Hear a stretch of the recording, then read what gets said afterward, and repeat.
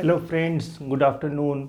मैं एजाज़ अहमद अपने channel history नामा में आप सबका स्वागत करता हूं और आपसे रिक्वेस्ट करता हूं कि जिन लोगों ने ये चैनल सब्सक्राइब नहीं किया वो सब्सक्राइब कर लें, लाइक का बटन दबाएं और बेल आइकन भी प्रेस करें जिससे आने वाले वीडियो आप तक पहुंच सके आसानी से। मैं आप लोगों को आज कुछ अलग बताने जा रहा हूँ, हिस्ट्री से अलग। हालांकि चैनल का नाम है हिस्ट्री नामा, लेकिन हिस्ट्री से अलग बताने जा रहा हूँ। मैं एक टीचर होने के नाते मैं आप लोगों को सब बताना चाहता हूँ कि आप इम्तहान की तैयारी कैसे करें। तकरीबन सारे इम्तहान आजकल हो रहे हैं या होने वाले हैं अगले महीने, तो ऐसे में ये ज़रूरी है कि आप लोगों तक बात पहुँचाई जाए कि किस तरह से आप पढ़ाई करें, तैयारी करें इम्तहानों की, जिससे अच्छे नंबर आपको मिल सके, आप अच्छी तरह से लिख सकें।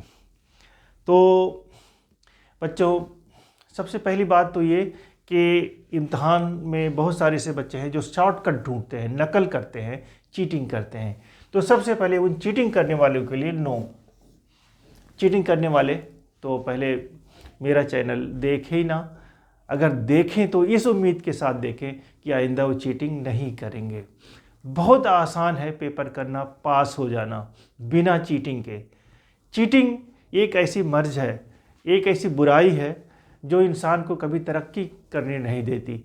हमेशा एहसास दिलाती रहेगी मरते दम तक कि तूने अब खुद से कुछ हासिल नहीं किया है, चोरी करके हासिल किया है।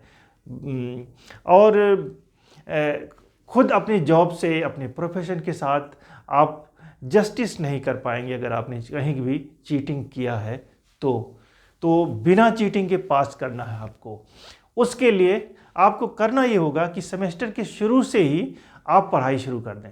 दो तरह के लोग होते हैं जो इम्तहान के दौरान में पढ़ते हैं, एक तरह के लोग ऐसे होते हैं जो जब इम्तहान आ जाता है तब पढ़ते हैं, और दूसरे वाले शुरू से ही पढ़ते रहते हैं।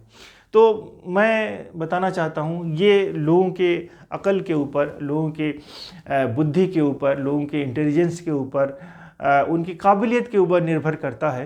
हालांकि शुरू से पढ़ते रहने से ज़्यादा बेनिफिट्स हैं। आप डेली कम से कम 4 घंटा आप पढ़ाई के लिए निकालें। 24 घंटे में 4 घंटा निकालना कोई हैरानी की बात नहीं है, कोई मुश्किल बात नहीं है। पढ़ने का टाइम ये है कि आप लोग मेहनत करें रात में। ज़्यादातर लोग वैसे पढ़ना सुबह का बहुत अच्छा होता है, लेकिन अगर आप रात में पढ़ते हैं, सुबह नहीं उठ पाते हैं, तब भी फिक्र करने की कोई बात नहीं। आप 3 घंटा 4 घंटा एक सब्जेक्ट के ऊपर पूरी ध्यान से पढ़ें, और तब पढ़ें जब आपको नींद ना आ रही हो। आप आँख बंद किए हुए हैं, नींद आ रही है और किताब को खोले हुए हैं, या पढ़ने का मन नहीं कर रहा है, दिमाग में कुछ चल रहा है, बिल्कुल बंद करके रख दें। फुल कंसंट्रेशन आपको होना चाहिए। अगर किताब पढ़ रहे हैं, तैयारी कर रहे हैं, मेहनत कर रहे हैं, तो आपके आँख के साथ आपका दिमाग काम करना चाहिए।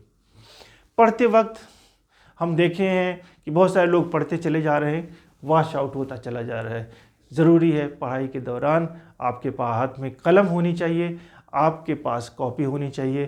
कुछ पॉइंट्स आप उसे नोट कर लें। जैसे कोई डेटा है, कोई मुश्किल वर्ड है, कोई तिथियां हैं, ये तमाम सारी चीज़ें या फार्मूले हैं कोई, उसको आप नोट करते जाएं।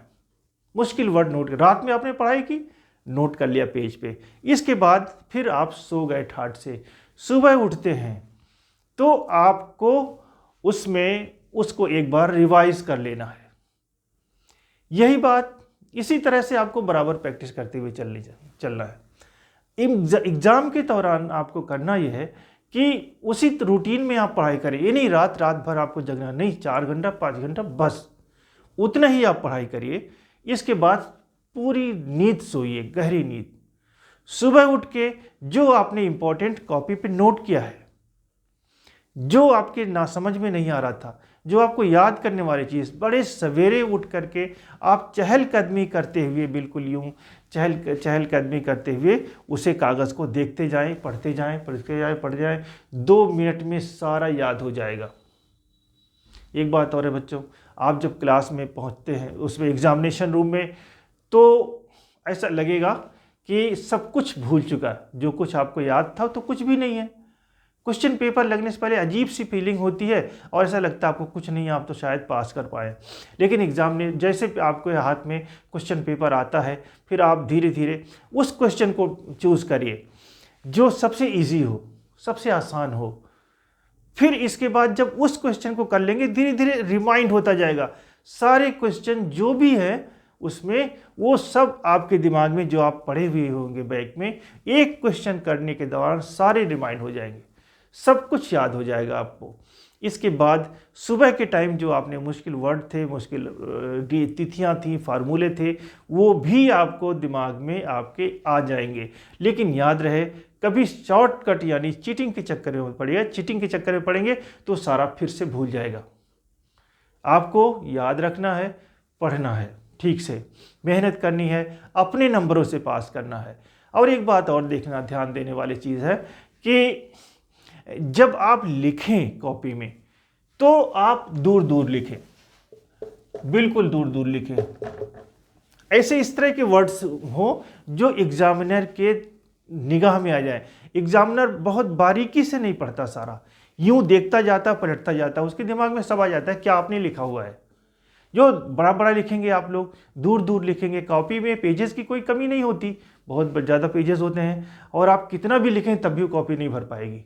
इसलिए आप खूब दूर दूर लिखें, बड़ा बड़ा लिखें, जिससे एग्जामिनर आसानी से पढ़ सके, उसे सहूलियत होगी तो आपको अच्छे नंबर भी देगा। हेडिंग हमेशा आप दूसरे पेन से लिखें, डिफरेंट पेन से, जिससे क्लियर हो सके ये हेडिंग है। क्वेश्चन नंबर्स जो आपने दिए हुए हैं, ऐसा नहीं आधा क्वेश्चन आपने लिखा एक का, फिर इसके बाद बीच में दूसरा क्वेश्चन लिखने लगे, फिर इसके बाद छोड़ के फिर पहले क्वेश्चन का बाकी हिस्सा लिखने लगे। ऐसे में आपको मार्क्स नहीं मिलते हैं। अच्छे मार्क्स तभी मिलेंगे जब आप सबसे पहला, सबसे ज़्यादा जो आपको याद है उसे लिखेंगे, इसके बाद जो कम थोड़ा बहुत याद है उसे लिखेंगे। लेकिन याद रहे कि कभी क्वेश्चन आपको नहीं छोड़ना है, कभी भी आप सारे क्वेश्चन कर जाइए। खासतौर से थियरी वाले बच्चों को, जो बीए, एमए इस तरह के जो एग्ज़ाम्स हो रहे हैं, उन सब के लिए, लोगों के लिए मैं बताना चाहता हूँ, आप लोग कोई भी क्वेश्चन नहीं छोड़ेंगे।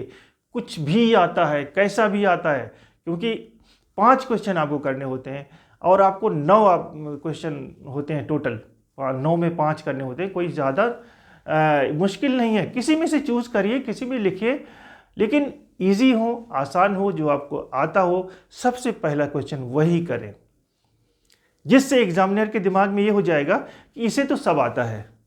First impression is the last impression, ये बात आपको ध्यान में रखनी है, इसे कभी नहीं भूलना है।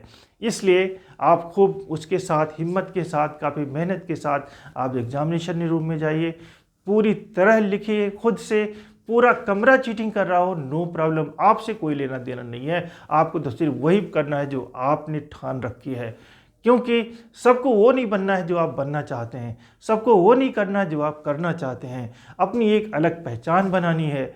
इसलिए आपको आगे बढ़ने के लिए अच्छे मार्क्स भी चाहिए, अच्छा लिखना भी है और आगे बढ़ना भी है, देश की सेवा भी करनी है ना।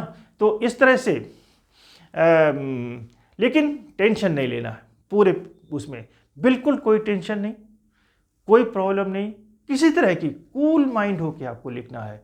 अगर आप किसी में थोड़ा कम नंबर मिलेगा तो फांसी नहीं कोई लगाने आ रहा है।